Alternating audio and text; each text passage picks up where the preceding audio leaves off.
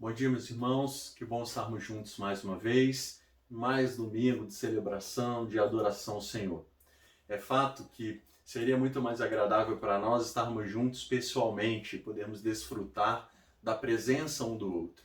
Mas ainda estamos em meio à pandemia e isso tem trazido repercussões sobre a nossa vida, e um dos aspectos é que isso tem dificultado o nosso convívio social, o nosso momento de estarmos juntos. Mas continuemos esperançosos, a vacina está aí, já está cada vez mais alcançando mais pessoas e com certeza logo nós teremos a oportunidade de estarmos juntos de novo.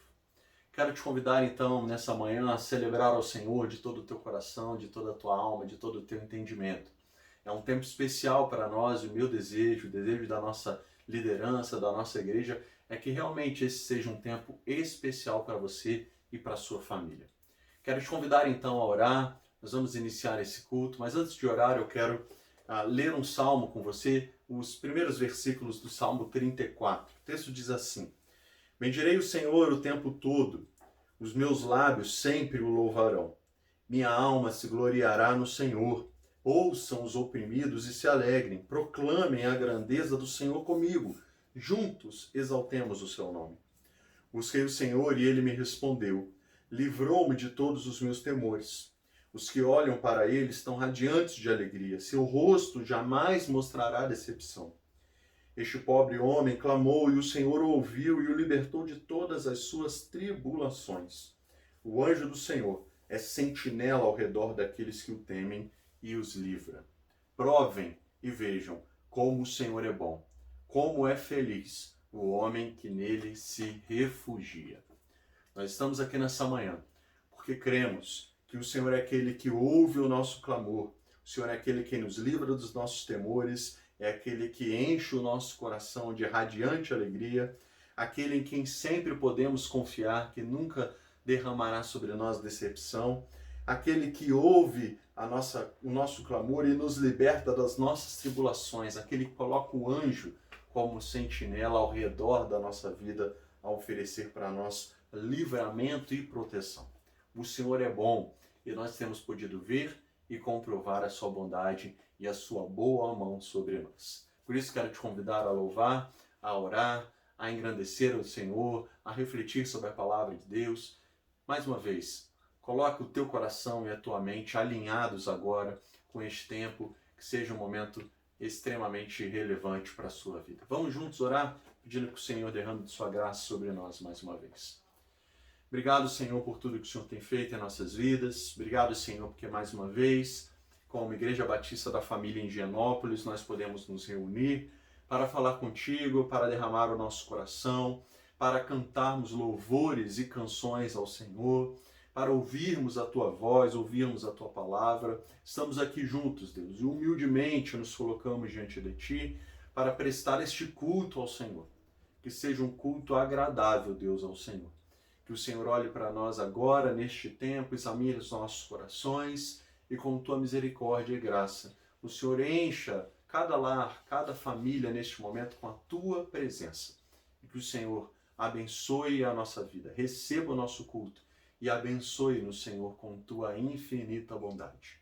Obrigado, Senhor, por esse tempo. Nós Te somos gratos e consagramos tudo ao Senhor. É em nome de Jesus que nós oramos. Amém e amém. Amém, queridos. Vamos juntos louvar ao Senhor, engrandecer a sua bondade e o seu favor sobre nós. Te convido, então, a celebrar ao Senhor junto com os cânticos e através dos cânticos que o nosso grupo de louvor preparou com tanto carinho para nós. Deus nos abençoe.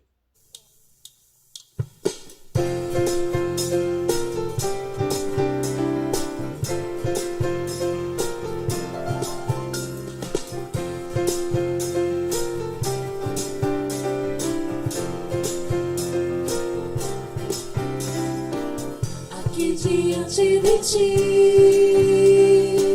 eu tenho tanto pra Te agradecer. Graças dou, o que me deste, Senhor, por tantas bênçãos que eu não posso ver. Graças dou.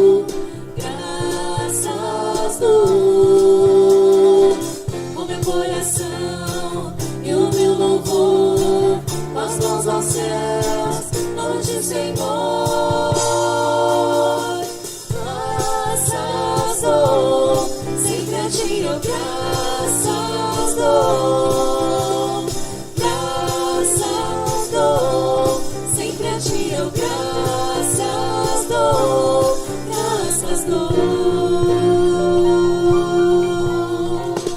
Tens feito tanto por mim, da escuridão tua luz me tirou. Graças dou, graças dou, por teu amor e perdão, por meus pecados levados na cruz. Graças dou, graças dou. O meu coração e o meu louvor, as mãos aos céus, louve-te, Senhor. Graças dou, sempre a ti eu graças dou. Graças dou, sempre a ti eu graças dou. Graças dou.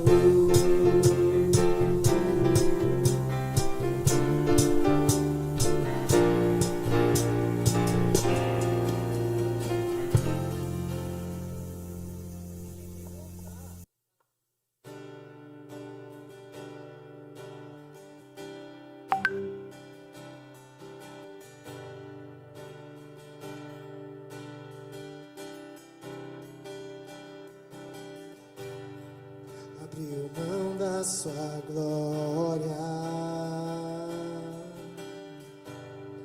e semelhante a um homem se esvaziou, servo tornou e a si mesmo se humilhou. E como filho obedeceu até a morte, e morte de cruz. Mas o grande Deus, nosso Pai, o exaltou e me deu o nome que é sobre todo nome, no céu e na terra, e debaixo da terra. Ao nome de Jesus, todo joelho se dobrará, e toda língua confessará que Ele é o Senhor.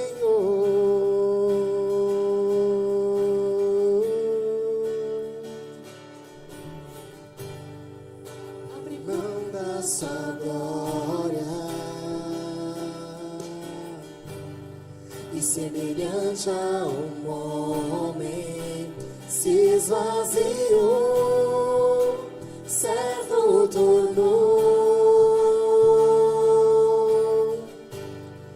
e a si mesmo se humilhou, e como filho obedeceu até a morte, e morte de cruz. Mas o grande Deus, o nosso Pai, o exaltou e lhe deu o nome, é sobre todo nome, no céu e na terra, e debaixo da terra. Ao nome de Jesus, todo joelho se dobrará, e toda língua confessará que Ele é o Senhor.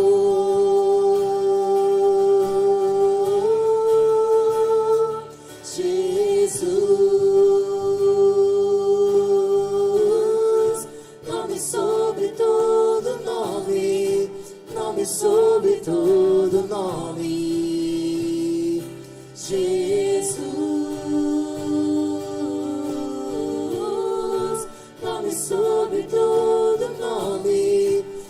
nome sobre todo nome. Seu nome é maravilhoso, conselheiro, Deus forte, Pai de eternidade, Príncipe da paz. Seu nome é maravilhoso, conselheiro, Deus forte, Pai de eternidade, Príncipe da paz.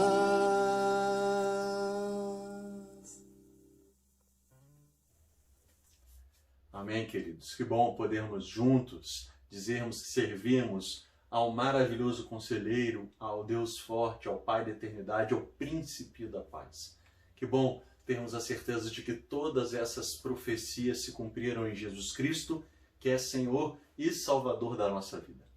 Mas além de ser este maravilhoso conselheiro, Deus forte, Pai da eternidade e Príncipe da paz, Jesus Cristo também assume uma posição de sumo sacerdote, aquele que intercede junto ao Pai por nós.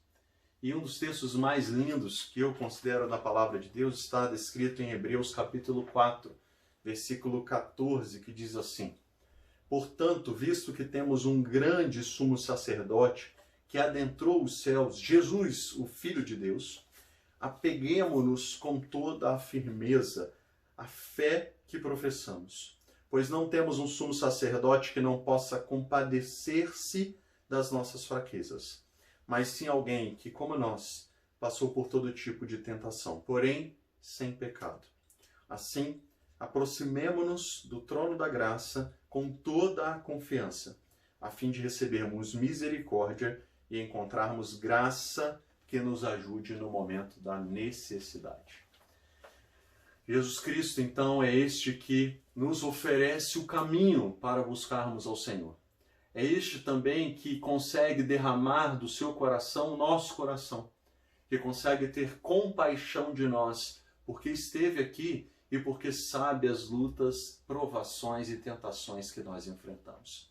Portanto, quando você chora no seu travesseiro, quando você chora no ombro do amigo, de uma amiga, do seu esposo, da sua esposa, ou quando você está sozinho, derramando suas lágrimas, o seu coração, Jesus sabe o que você passa. Ele entende a sua dor, ele sente a sua necessidade.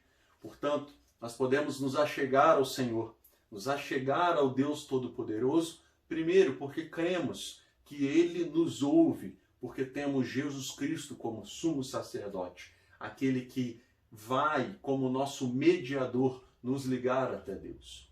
Em segundo, podemos fazer isso crendo que o nosso Deus não é um Deus alheio às nossas dores. Pelo contrário, Ele é um Deus que sente a nossa dor, que tem compaixão de nós, como o texto diz aqui.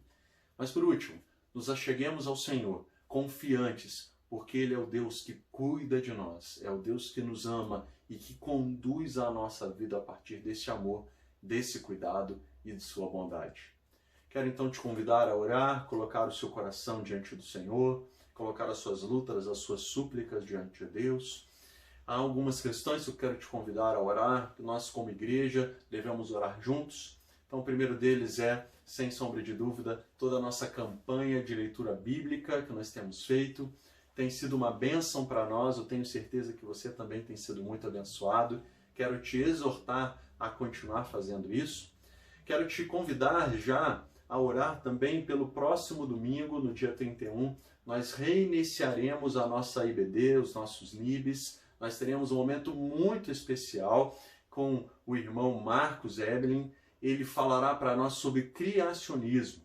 É um momento super importante que a gente pode tirar dúvidas. Traga os adolescentes, as crianças, para também conhecerem esta que é a verdade que a palavra de Deus nos oferece acerca da criação do mundo, da criação do homem, dos animais, enfim, há muita coisa para a gente aprender. Eu quero te convidar então a participar desse momento especial que nós teremos no próximo domingo, às 9h30.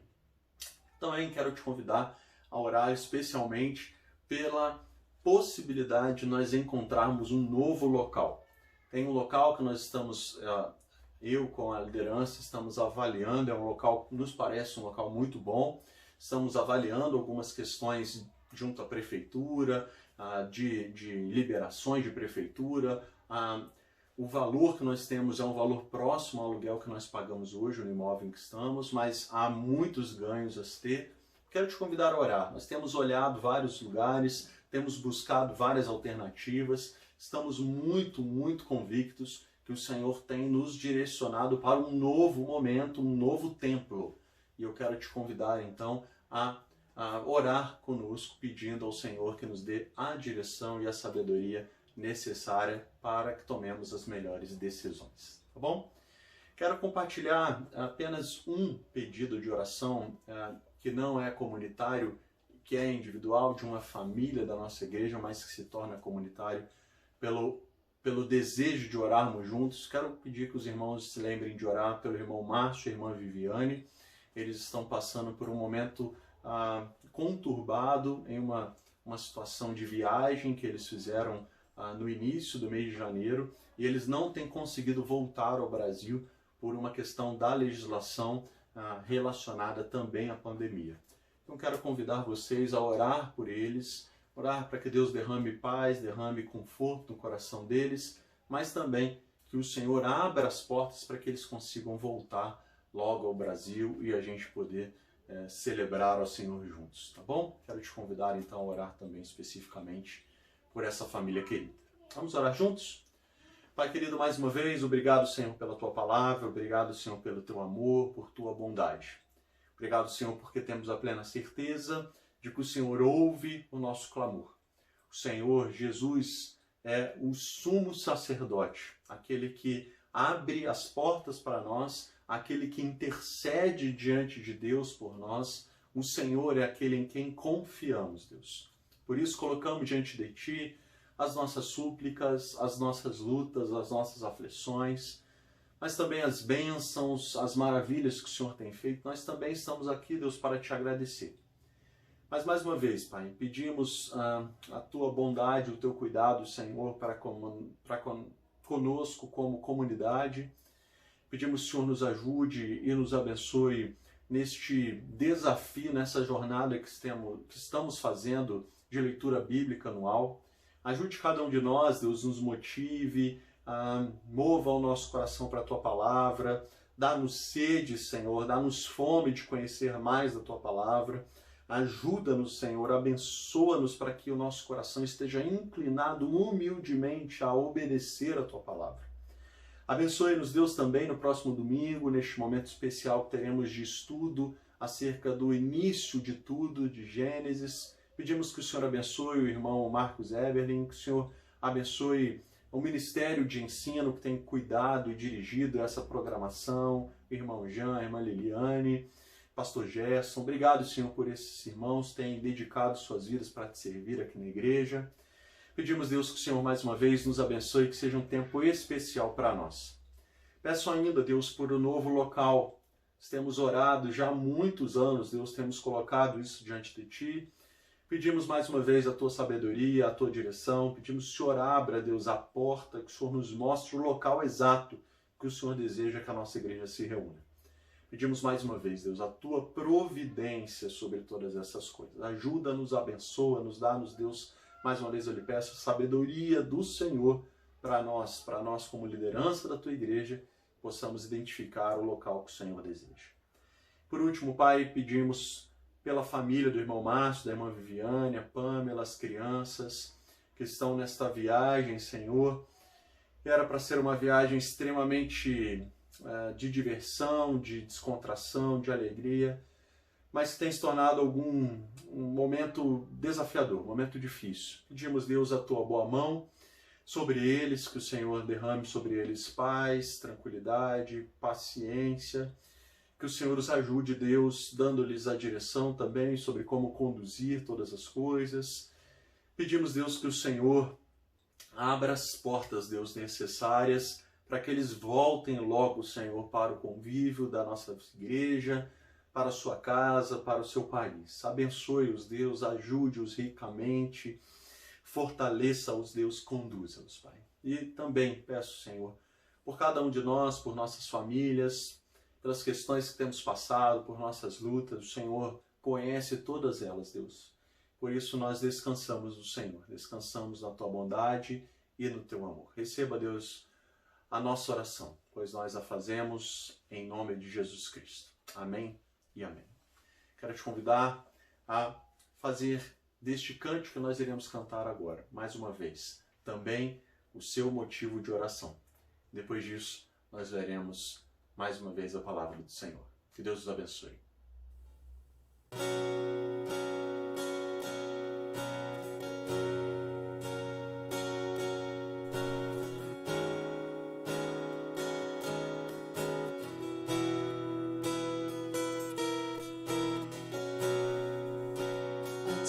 Eu vou clamar, pois tudo vem de ti e tudo está em ti. Por ti vou caminhar, tu és a direção, o sol a brilhar. Tudo pode passar, teu amor jamais me deixará. Sempre há de existir novo amanhã preparado pra mim.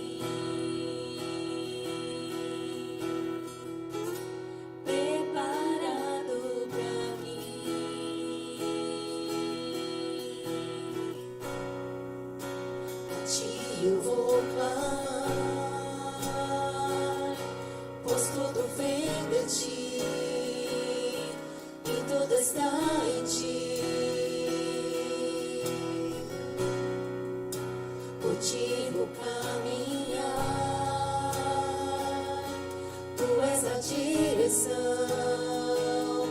o sol a me guiar.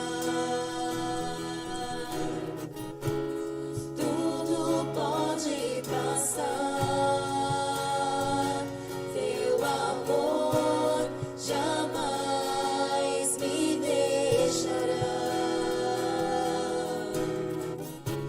Sempre há de existir novo amanhã preparado pra mim. Preparado pra mim. Preparado pra mim.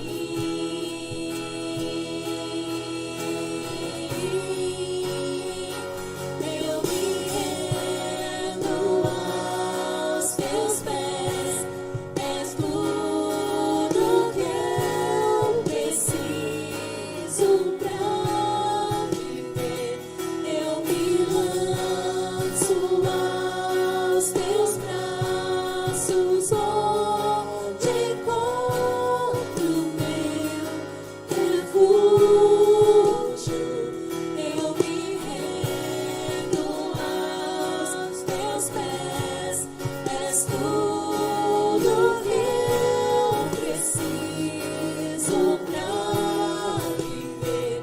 Eu me lanço aos teus braços, onde encontro meu refúgio, Jesus.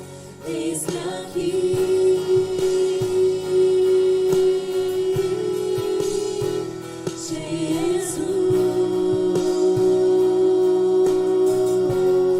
Jesus. Eis-me aqui.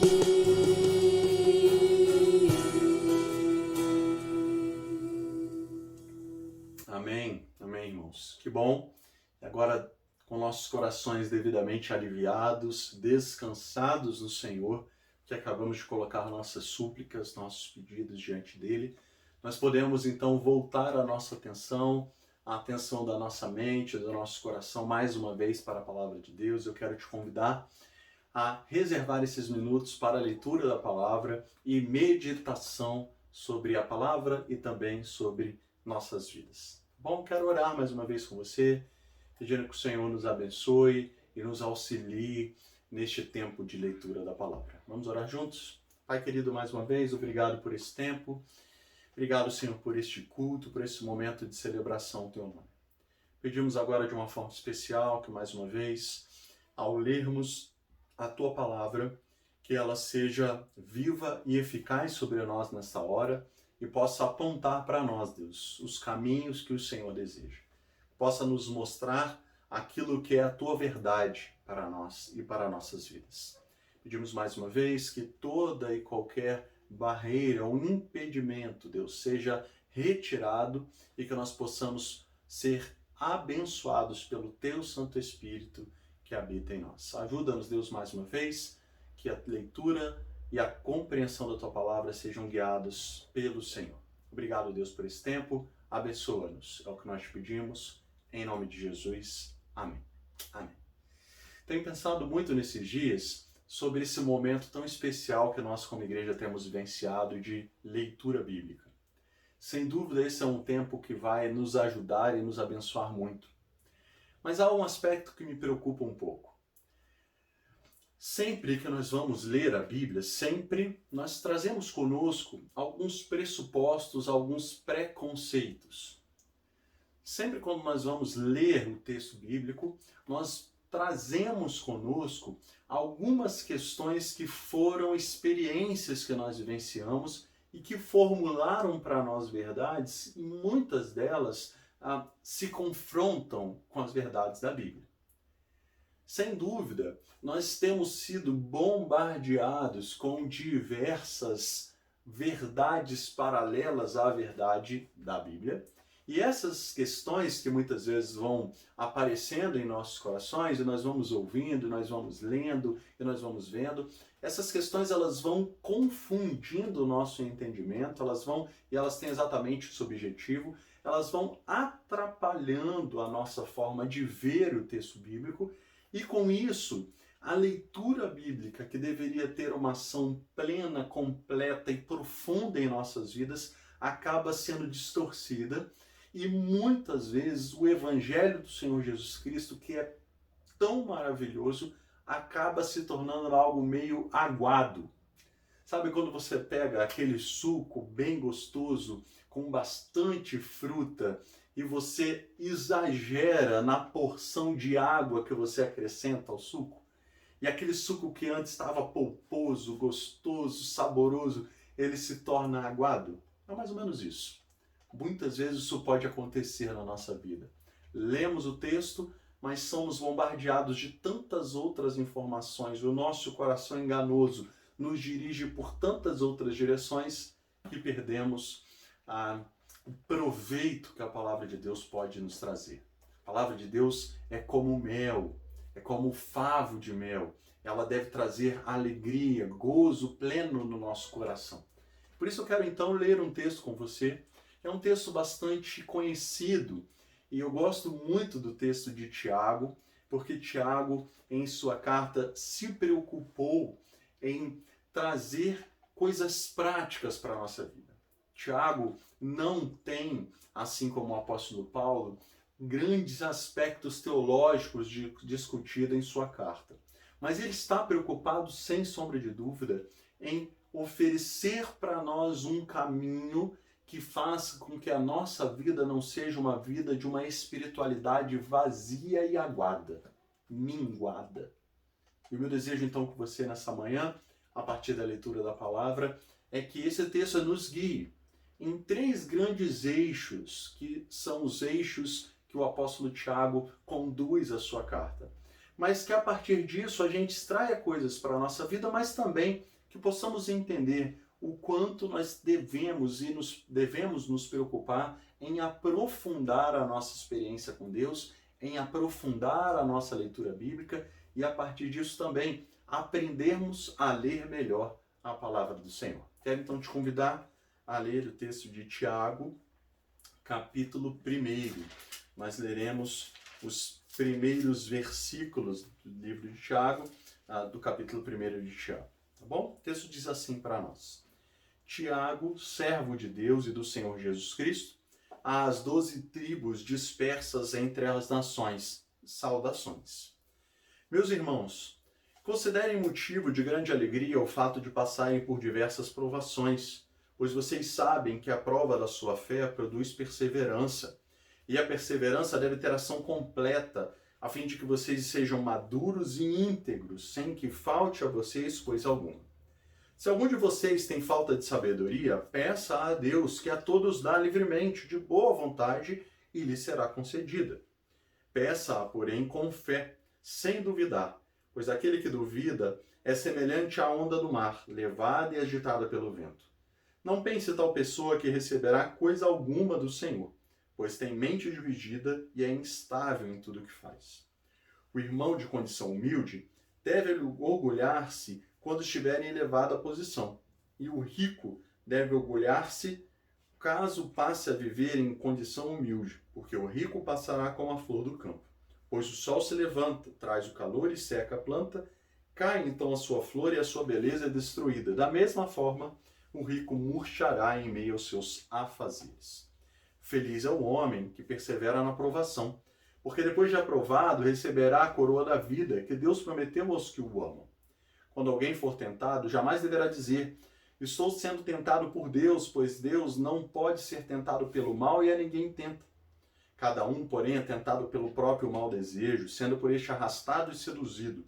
Então esse desejo, tendo concebido, dá luz ao pecado, e o pecado, após ser consumado, gera morte. Meus amados irmãos, não se deixem enganar. Toda boa dádiva e todo dom perfeito vem do alto, descendo do Pai das luzes, que não muda como sombras inconstantes. Por sua decisão, ele nos gerou, pela palavra da verdade, a fim de sermos como os primeiros frutos de tudo que ele criou. Meus amados irmãos, tenham isso em mente. Sejam todos prontos para ouvir, tardios para falar e tardios para irar-se. Pois a ira do homem não produz a justiça de Deus. Portanto, livrem-se de toda a impureza moral e da maldade que prevalece, e aceitem humildemente a palavra implantada em vocês, a qual é poderosa para salvá-los. Sejam praticantes da palavra e não apenas ouvintes, enganando vocês mesmos. Aquele que ouve a palavra, mas não a põe em prática, é semelhante a um homem que olha a sua face num espelho, e depois de olhar para si mesmo, sai e logo esquece a sua aparência. Mas o homem que observa atentamente a lei perfeita, que traz a liberdade e persevera na prática dessa lei, não esquecendo o que ouviu, mas praticando-o, será feliz naquilo que fizer.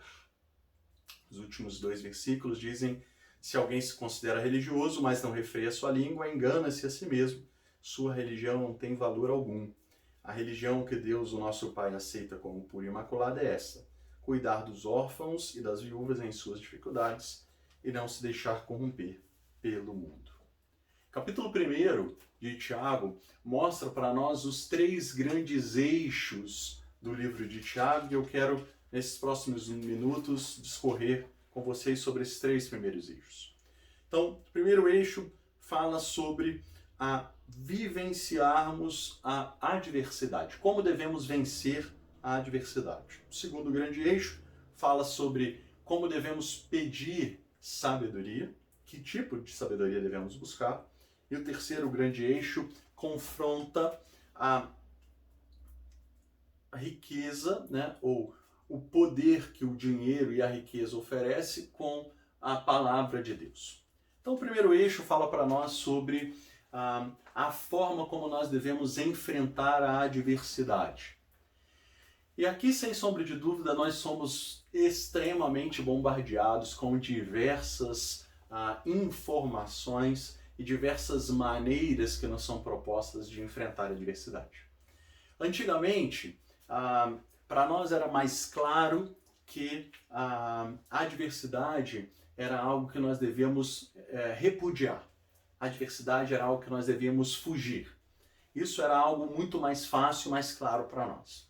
Ao longo do tempo, à medida que a própria sabedoria bíblica foi moldando a sabedoria contemporânea, passou-se a entender que, olha, a gente não deve fugir de primeira dos problemas, porque os problemas também trazem para nós algum crescimento, oferecem para nós alguns ensinamentos. O que parece muito com o que Tiago está dizendo aqui, né? Tenha por motivo de grande alegria o passardes por provações, porque as provações promovem perseverança e a perseverança vai gerar maturidade e integridade. Então, a gente quase que percebe que esta, sem sombra de dúvida, é uma verdade bíblica, mas é uma verdade que está diluída em meio a outras verdades sobre como devemos enfrentar as tribulações e as aflições. De tal forma que falar isso, olha, fica firme, você está passando por uma luta, um problema, mas fica firme porque logo as coisas vão melhorar, porque Deus de alguma forma vai usar isso para o seu bem. Essas são verdades que poderiam, e que elas aparecem em nossos lábios, aparecem em nós que somos crentes no Senhor Jesus, mas também aparecem em diversas outras pessoas, aparecem em diversas outras religiões, e até pessoas sem religião conseguem compreender que passar por uma luta, passar por uma prova, traz algum tipo de benefício, né? Então, qual que é aqui a grande questão que o apóstolo Tiago está querendo trazer para nós? Qual é a grande questão que está sendo trazida a nós pela palavra de Deus? E é nesse aspecto que eu quero trazer a sua compreensão. A primeira coisa é que, ao entender a aprovação como um processo, né, um processo que nos guia à perseverança e depois à maturidade e integridade, o primeiro aspecto que a gente precisa compreender a partir de um sofrimento é que Deus está no controle. Deus está no controle deste processo. Este é um primeiro ensinamento e que é já um tanto mais profundo que a maioria das pessoas compreende. Deus está no controle desse processo. Ele está caminhando conosco e conduzindo e transformando esta provação em algo proveitoso. As coisas não acontecem ao acaso, não é o tempo que faz com que a provação passe, não é aquilo que eu conquisto ao longo do tempo, a experiência que eu conquisto que vai me conduzir nesse processo. Não, a compreensão bíblica é: você deve ter alegria ao passar por tribulações, porque é o Senhor quem conduz o processo. Ele está no controle desse processo. E eu me lembro bem que quando me converti, eu já contei isso para os irmãos certas vezes, eu vivia um momento difícil na minha casa, na minha família, meus pais haviam acabado de se separar, e isso trazia grande amargura para o meu coração. Era a grande tribulação que eu havia vivenciado até os meus 14 anos. E eu pude ver, depois de um tempo, perceber Deus agindo e conduzindo toda aquela situação até que eu pudesse realmente experimentar transformação na minha vida a partir daquele momento difícil.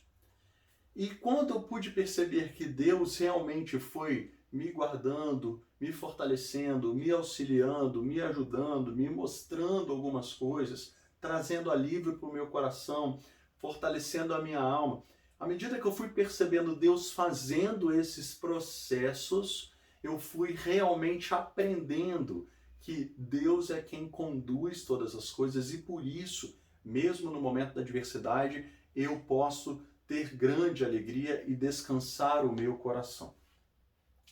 O segundo aspecto que a gente precisa entender é que há um caminho que passa por sermos perseverantes. Veja, o primeiro aspecto é Deus está no controle no momento da aflição e é Deus o agente ali. Mas esse segundo momento, essa segunda compreensão diz que é através da perseverança de cada um de nós que fará com que nós possamos passar pela provação e então alcancemos maturidade e integridade. A perseverança, ela é uma ação minha e sua. Então, o que quer dizer isso? Quer dizer que diante das tribulações, diante das provações, existe o agir de Deus na condução do processo, mas existe uma ação que é nossa, minha e sua. Perseverar no meio da tribulação é algo que cabe a mim e a você.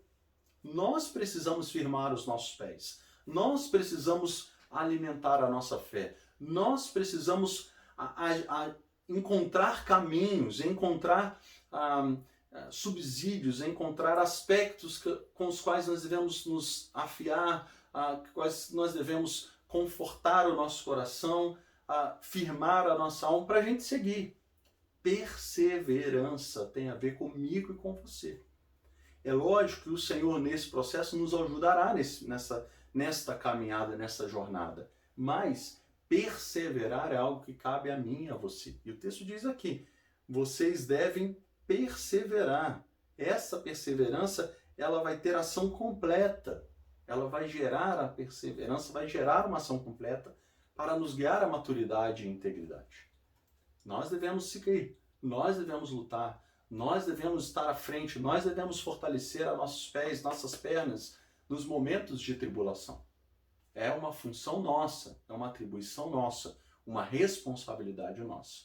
Então há aqui o agir que vem de Deus, o nosso agir, e o texto continua dizendo que quem faz isso, no versículo 12, feliz é o homem que persevera na provação, porque depois de aprovada receberá a coroa da vida. Então, ao percebermos o agir de Deus, ao cumprirmos a nossa parte, nós receberemos um benefício, nós receberemos o resultado da nossa luta e da condução do Senhor. Por isso nós podemos ter alegria. A alegria está pautada, então, na certeza de que Deus está fazendo as coisas, de que eu tenho a minha parte, eu entendo ela e eu cumpro a minha parte, mas também entendendo que ao ter esse aspecto todo resolvido, a ação de Deus e a minha ação, Deus me concederá um resultado benéfico, uma coroa da vida. Isso é algo que Deus nos concede. Passar pela tribulação implica em entendermos esses três aspectos. Se conseguirmos conduzir assim, nós conseguiremos passar por esse tempo com alegria em nossos corações. É essa ideia que a palavra de Deus nos dá. Há um livro que tenho tido a oportunidade de ler, do C.S. Lewis, chamado O Problema do Sofrimento. E ele diz para nós, em uma frase muito interessante, que o sofrimento é o megafone de Deus para uma sociedade corrompida. O megafone de Deus para uma sociedade corrompida. O que quer dizer isso? Que sim, as tribulações e as lutas vão acontecer na nossa vida, no nosso trabalho. Muitas vezes nós temos um chefe ruim, um companheiro de trabalho ruim, lutamos, trabalhamos, muitas vezes estamos trabalhando em coisas que nós não gostamos, que não sentimos plenitude em fazer. Muitas vezes estamos diante de desafios que são colocados diante de nós por perseguição de pessoas que querem o nosso mal. Existem questões que acontecem de luta, de dificuldade em nossos casamentos. Muitas vezes nos casamos idealizando que viveremos um romance eterno. Isso não é uma realidade. O romance, ele acontece, ele deve acontecer, mas ele ao longo do tempo deve dar espaço para uma parceria, um companheirismo, um relacionamento muito mais profundo, não pautado apenas na paixão inicial. E a gente sofre com isso, a gente tem dificuldades com isso. Muitas vezes nossos casamentos, vivemos dentro do namoro questões que não resolvemos e aí vamos para o casamento e aí pioramos muitas coisas. Muitas vezes dentro dos relacionamentos, pais e filhos, enfrentamos dificuldades porque recebemos instrução, recebemos educação de uma forma que hoje já não cabe mais para os nossos filhos, a gente não sabe como lidar com isso. Os nossos filhos estão vivendo coisas que a gente não imaginou que eles viveriam, que nós nunca vivenciamos, a gente não sabe lidar com isso. Você que é filho, também vê seus pais patinando, falando de coisas que não tem nada a ver com você, não consegue se conectar. Existem diversos problemas de saúde, questões que aparecem para nós, estávamos bem, estávamos caminhando bem, tudo certo, de repente aparece. As tribulações, as provações, elas estão aí, queridos. Elas acontecem dia após dia. Tenho certeza que você está passando por lutas nessa hora, porque é uma realidade da vida. Nós passamos por isso. Precisamos nos lembrar, Deus está no controle do processo. Precisamos entender qual é a nossa parte, de que forma nós podemos perseverar, para que então nos lembremos de que o final da história é o Senhor quem dá. E o final da história, a partir da perseverança do seu controle, é a coroa da vida para nós. Por isso, alegre-se na tribulação. O segundo aspecto, o segundo pilar que Tiago traz para nós é acerca da sabedoria. O texto então diz, se alguém de vocês tem falta de sabedoria, podemos parar aqui rapidamente. Todos nós temos falta de sabedoria. De uma forma ou de outra, faltamos em sabedoria. Falhamos em sabedoria. Nenhum de nós é sábio o bastante para ler esse versículo e dizer, bom, esse versículo não fala sobre mim. Então o texto diz, se algum de vocês tem falta de sabedoria, peça a Deus que a todos dá livremente de boa vontade e lhe será concedido. Olha que coisa boa. Olha que versículo para você guardar e marcar aí na sua Bíblia. Peça e Deus vai dar a você de boa vontade. Ele vai lhe conceder a sabedoria. A grande questão, mais uma vez, eu volto para o que falei inicialmente, é que nós acabamos obtendo sabedoria de diversas fontes diferentes. Nós vamos obtendo sabedoria de outras fontes, porque na grande maioria das vezes a gente acaba entendendo que a Bíblia ela só nos oferece sabedoria para aquilo que são as coisas espirituais. O que não é espiritual, então eu não busco na Bíblia, eu busco em todos os outros lugares. Eu busco nos influencers que falam sobre aquele assunto, eu busco em livros, em literaturas alternativas, eu busco em amigos, eu busco em pessoas bem-sucedidas, e a partir de tudo que eu ouço, eu crio aquilo que, entre aspas, seria a minha sabedoria, a minha forma de ver as coisas. E veja, eu não estou dizendo que você não deva buscar conselhos, não deva buscar aprendizado em outras fontes que não seja a Bíblia. Eu não estou dizendo isso. Eu só estou dizendo que entender que a Bíblia oferece para nós sabedoria única e exclusivamente naquilo que concerne as questões espirituais é um erro. É um erro. A palavra de Deus oferece para nós sabedoria para todas as questões da nossa vida. Oferece para nós princípios absolutos que devem guiar as nossas escolhas dia após dia. Quais são as fontes que você tem usado para obter sabedoria? Quem são os sábios deste tempo para você? Essas são perguntas. Nós precisamos responder. Talvez a partir dessas respostas nós possamos entender melhor o que é sabedoria para nós. Certa vez eu ouvi um pastor dizer que a sabedoria que o texto bíblico nos diz aqui não tem a ver com excesso de conhecimento em ser alguém erudito. Não.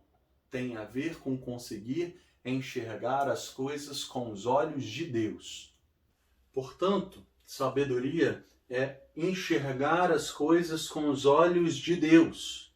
E não necessariamente é o quanto de experiência e conhecimento eu consegui alcançar ao longo da minha vida.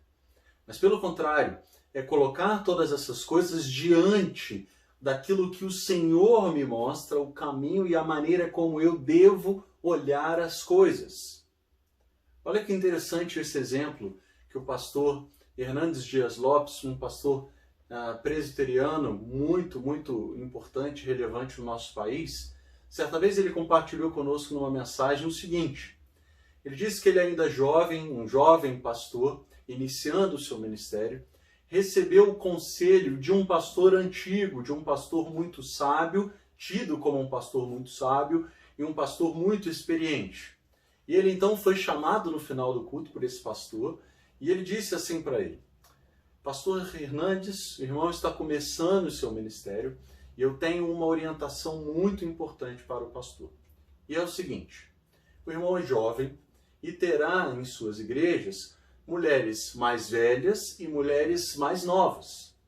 O irmão então deverá ter o cuidado de cumprimentá-las de forma diferente. As irmãs mais velhas, o pastor pode tranquilamente abraçar, cumprimentar de uma forma mais fervorosa, calorosa, sem qualquer problema. Mas as jovens e adolescentes da igreja, essas você deve ter cuidado. E no máximo você deve cumprimentá-las, se possível, apenas com um aceno. Então o pastor Hernandes respondeu aquele homem e oferece para nós essa resposta. Ele disse então, que virou para aquele pastor e falou: pastor, te agradeço, muito obrigado pelo cuidado, pela recomendação, pela orientação, mas eu tenho no meu coração uma oração.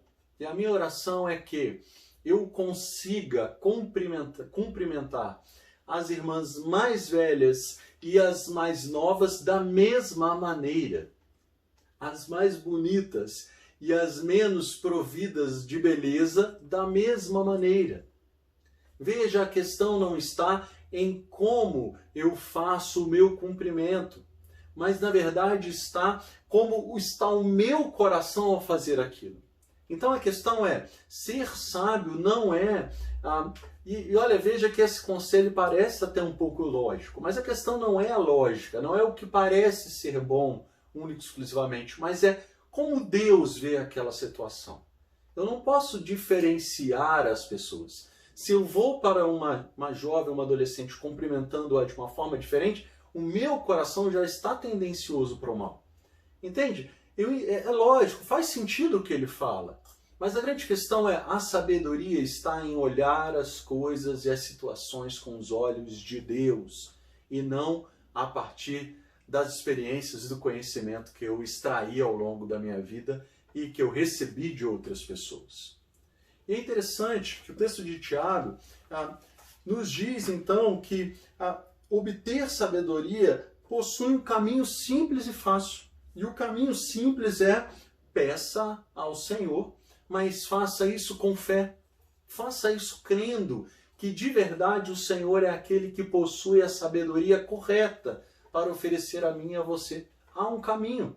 Peça com fé, crendo que sabedoria não é, mais uma vez eu digo, não é única exclusivamente para as questões espirituais. Não é. Viver a sabedoria de Deus para nós implica em questões práticas do nosso dia a dia. E para comprovar isso, eu quero te convidar aí nos textos do rei Salomão, de Provérbios e também de Eclesiastes.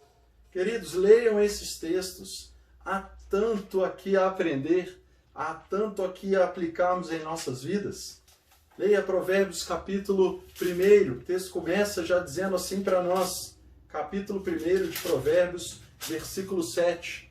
O temor do Senhor é o princípio da sabedoria, mas os insensatos desprezam a sabedoria e a disciplina. Temor ao Senhor, fazer todas as coisas que fazemos a partir do temor ao Senhor. Isso é viver uma vida de sabedoria. O texto de Provérbios oferece para nós profundos aprendizados. Veja, olha que bonito, capítulo 3, versículo 5. Confie no Senhor de todo o teu coração e não se apoie no seu próprio entendimento. É o Senhor, é o coração, próximo ao coração do Senhor, é o temor do Senhor quem dirige a nossa sabedoria e não o nosso próprio entendimento, não o que a gente recebe de fora, queridos. Quais são as fontes de sabedoria que você obtém? Muitas vezes obtemos fontes diversas de livros, de pessoas conhecidas, de pessoas bem-sucedidas, e vamos trazendo essas pessoas como possíveis e salutares fontes de sabedoria para nós, e elas não o são. A palavra de Deus é sabedoria para a nossa vida em todos os aspectos. Capítulo 7 diz para nós, olha só: meu filho, obedeça as minhas palavras e no íntimo guarde os meus mandamentos, obedeça os meus mandamentos e você terá vida. Guarde os meus ensinamentos como a menina dos seus olhos. Amarre-os aos dedos, escreva-os na tábua do seu coração. Diga à sabedoria: você é minha irmã, e chame ao entendimento seu parente. Olha que interessante o que ele diz aqui.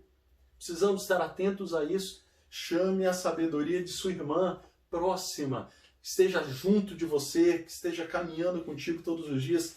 Guarde os mandamentos. O texto diz ainda, capítulo 9, mais uma vez ele ressalta o mesmo texto que lemos no primeiro capítulo. O temor do Senhor é o princípio da sabedoria e o conhecimento do santo é o entendimento. Vamos avançar um pouquinho. Provérbios 14, 1, muito conhecido. A mulher sábia edifica sua casa, mas a tola com as suas próprias mãos a derruba.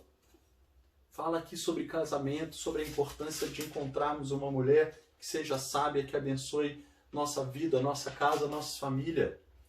Capítulo 15. A resposta calma desvia a fúria, mas a palavra ríspida desperta a ira. Fala aqui, querido, sobre como nós devemos nos relacionar uns com os outros, sobre como devemos lidar com a fúria que muitas vezes as pessoas chegam para falar conosco. A resposta calma desvia a fúria, mas a palavra ríspida desperta a ira. Capítulo 16, versículo 3. Consagre ao Senhor tudo o que você faz e os seus planos serão bem-sucedidos. Ao consagrar algo ao Senhor, você jamais levará algo ao Senhor para consagrar a Ele, algo que não seja de acordo com os preceitos do Senhor. Se você fizer isso, então, você será bem-sucedido. Versículo 9 desse mesmo capítulo. Em seu coração, o homem planeja o seu caminho, mas o Senhor é quem determina os passos. Isso é sabedoria, é entender que nós temos que planejar o nosso caminho, mas é o Senhor quem vai guiar. Podemos avançar para o texto de Eclesiastes, senão nós ficaríamos aqui horas e horas e horas falando. Capítulo 7, versículo 1, olha que interessante. O bom nome é melhor do que um perfume finíssimo. O bom nome é melhor do que perfume finíssimo. O texto está falando para nós sobre a importância de nós termos boa reputação entre as pessoas que nos circulam. Termos boa reputação, termos um bom nome é importante. É importante para as nossas relações, para sermos bem-sucedidos, para as pessoas darem ouvidos àquilo que falamos, para que possamos pregar o Evangelho, para que possamos fazer bons negócios. O texto continua aqui, olha, vou avançar logo para o fim. Eclesiastes 11, versículo 4, olha só. Quem fica observando o vento não plantará, e quem fica olhando as nuvens não colherá. Está falando aqui sobre trabalho, queridos. É o trabalho. Não adianta ficarmos aqui olhando o vento, olhando as nuvens, e não plantar e não colher, não vai adiantar nada. Precisamos nos esforçar, precisamos ir atrás, precisamos nos preparar, precisamos dar o nosso melhor, fazer com excelência para que as coisas aconteçam. Capítulo 12, muito conhecido dos jovens, não é? Lembre-se do seu Criador nos dias da sua mocidade, antes que venham dias maus e se aproximem os anos em que você dirá, não tenho satisfação neles. Lembrem-se do Senhor nos dias da sua mocidade. Desculpa. São muitas coisas direcionadas para a nossa vida, para os idosos, para os moços, para quem está trabalhando, para quem está em casa, todos os aspectos, como se relacionar com o outro, nos casamentos. Aqui, queridos, sabedoria disponível para nós. A palavra de Deus nos traz isso. Ele encerra, então, o livro de Eclesiastes dizendo, agora, já que você ouviu tudo, aqui está a conclusão. Tema a Deus e obedeça aos seus mandamentos, porque isso é essencial para o homem. Pois Deus trará a julgamento tudo o que foi feito, inclusive tudo que está escondido. Seja bom, seja mal. Tema ao Senhor. Esse é o princípio da sabedoria. É isso que deve guiar a nossa vida, queridos.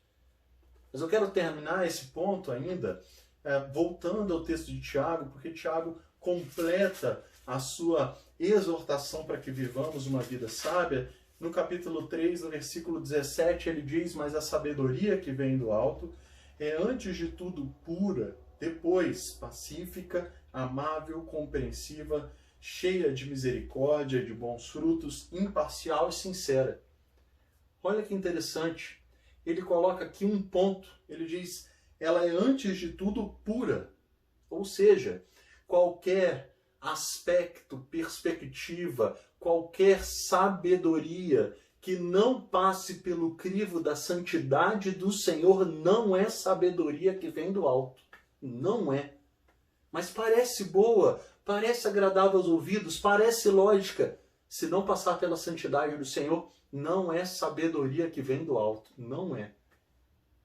Mas ele continua, ela é amável, ou seja, ela produz a amorosidade, né? Ela produz paz, ela é pacífica, ela é compreensiva, ela é cheia de misericórdia, bons frutos, imparcial, sincera. A sabedoria que vem do Senhor, então, ela é baseada no temor que nós temos ao Senhor, ela é o que nos ajuda a enxergar, a ver com os olhos de Deus cada coisa, cada situação, cada questão.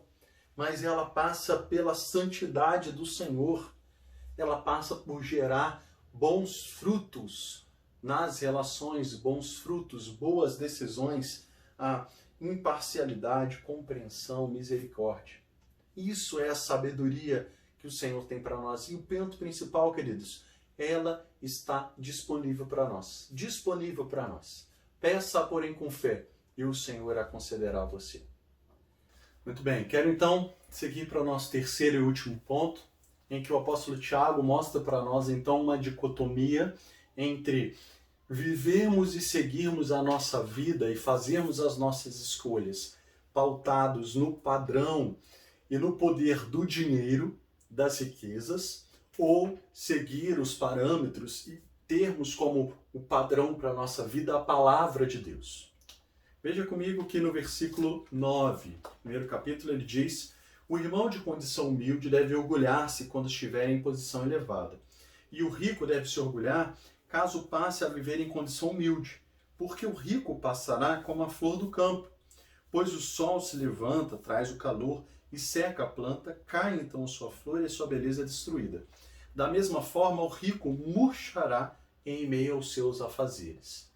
Tiago está trazendo aqui que existe sim um caminho de seguir a sua vida e usar como parâmetro e motivador para as suas decisões as riquezas, o seu status, aquilo que você quer conquistar financeiramente. Existe esse caminho, mas esse caminho levará você a ser mal sucedido, ainda que pareça um paradoxo. Sim, né? Ele compara uma planta que o sol incide sobre ela e ela murcha, e ela morre. E veja, isso acontece sobretudo, como o próprio Tiago diz aqui, no versículo 16, porque ao usar esse parâmetro como parâmetro para a nossa vida, nós destronamos Deus. No seguinte sentido, nós trazemos a ideia de que as boas dádivas que recebemos, elas são fruto do nosso esforço, das nossas capacidades, da nossa luta, e não de Deus.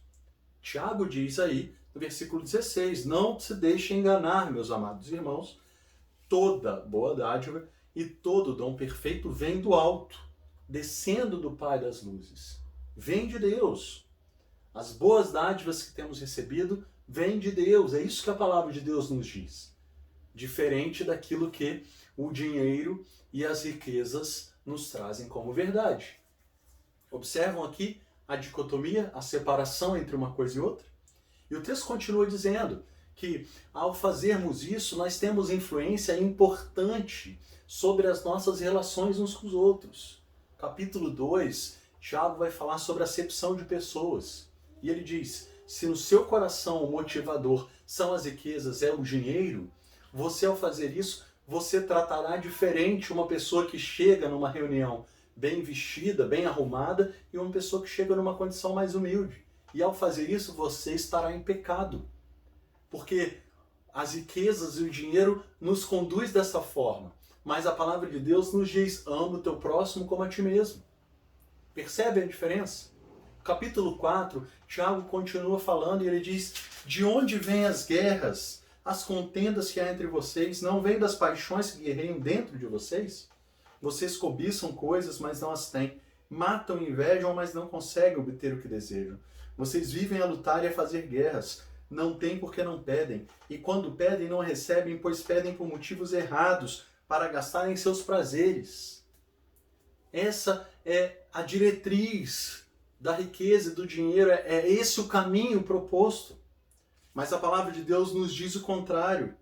Versículo 7 diz, do capítulo 4, submetam-se a Deus, resistam ao diabo, ele fugirá de vós, aproxime-se de Deus e ele se aproximará de vocês.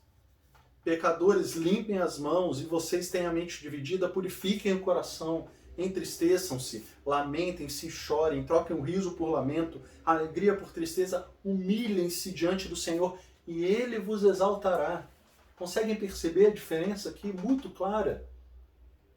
Existe o caminho do dinheiro e existe o caminho da palavra de Deus. Qual caminho você seguirá?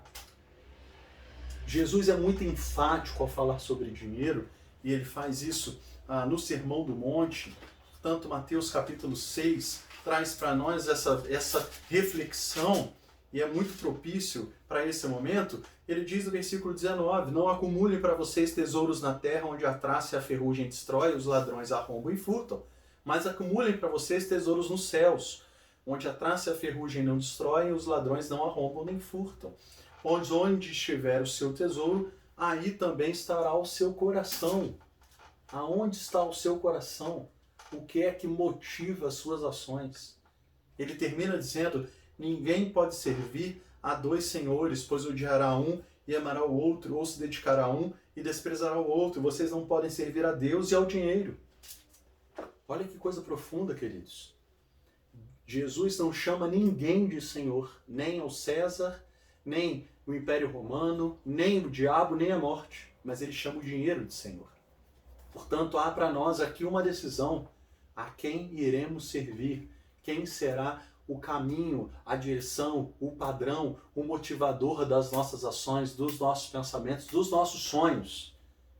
O dinheiro, as riquezas, o nosso eu, ou a palavra de Deus e a direção de Deus para nós. O desejo do meu coração, de uma forma muito verdadeira, é que as leituras que nós estamos fazendo nos ajudem, de fato, a sermos praticantes da palavra de Deus. Que a palavra de Deus nos guie, nos direcione, nos mostre os melhores caminhos para a nossa vida. Principalmente, nos ajude a entendermos a própria palavra. A Bíblia nos ensina a entendermos a própria Bíblia. Esse é o melhor caminho para nós. Quero então orar com você. Espero que esse estudo no capítulo 1 de Tiago te ajude a entender. A palavra de Deus é muito profunda, queridos. Podemos extrair dela muitos e muitos aprendizados. Eu espero em nome de Jesus que você tenha grandes aprendizados na sua jornada de leitura. Vamos orar juntos? Pai querido, obrigado mais uma vez pela tua palavra, pelo teu amor. Obrigado, Senhor, porque a tua palavra é viva e eficaz, nos exorta, nos ensina, nos mostra os melhores caminhos, nos mostra, Senhor, como viver diante de tribulações e de adversidades. Nos mostra, Senhor, qual a sabedoria que devemos buscar na nossa vida. Principalmente, nos mostra, Senhor, que é ela mesma, a tua palavra, que deve ser o guia para a nossa vida. Pedimos, Deus, a tua graça, a tua bondade, a tua misericórdia, Senhor, para que possamos cumprir plenamente aquilo que a tua palavra nos diz. Encha, Senhor, o nosso coração, a nossa mente, dá-nos sede, Senhor, por conhecer mais a tua palavra. Que teu Espírito tenha poder e possa agir em nossas vidas poderosamente a partir da tua palavra. Obrigado mais uma vez, Deus, por tudo que o Senhor tem feito e pelo esse momento de reflexão. Nós te louvamos e te agradecemos em nome de Jesus. Amém. Amém. Que Deus os abençoe, queridos. Tenhamos todos uma ótima semana, que seja uma semana abençoada em todos. Quero fazer mais 2 convites, apenas relembrando o primeiro convite. Então, próximo domingo, às 9h30, teremos o reinício da nossa Escola Bíblica Dominical. O irmão Marcos Eberlin estará nos auxiliando, nos conduzindo no estudo aí sobre criacionismo. Não perca, traga o seu filho. Acho que ele vai ter um momento oportuno também de aprender o que a palavra de Deus nos fala sobre a criação. Será um tempo especial. E também, após a IBD, que será pela plataforma do Zoom, nós teremos o nosso culto, que também será pela plataforma do Zoom. No próximo domingo, nós testaremos o culto dominical pela plataforma do Zoom. E, para tanto, eu quero pedir o seu apoio no culto de quarta-feira. Nesse culto de quarta-feira, nós queremos fazer um teste. Então, queremos ter o maior número de pessoas possível conosco no culto, para podermos entender como funcionará para que o próximo domingo seja bem proveitoso o nosso encontro, tá bom? Então, quero te convidar mais uma vez a estar conosco nas quartas e nos próximos domingos. Que Deus abençoe ricamente sua vida e sua casa. Vamos orar mais uma vez? Obrigado, Pai, por tudo que o Senhor tem feito. Obrigado, Senhor, por esse momento de culto, de adoração. Receba, Deus, a nossa vida, a nossa família. Cuida de nós, nos ajude, Senhor, ao longo dessa semana. para que possamos colocar em prática a Tua palavra no nosso dia a dia. Pedimos agora que o amor de Deus Pai, a graça de Jesus Cristo Filho e as ricas consolações do Teu Santo Espírito sejam sobre nós, sobre todo o Teu povo, espalhado na face da terra, agora e para sempre. Amém e amém. Que Deus abençoe você, querido, realmente, que tenha uma ótima semana. Um grande abraço a todos.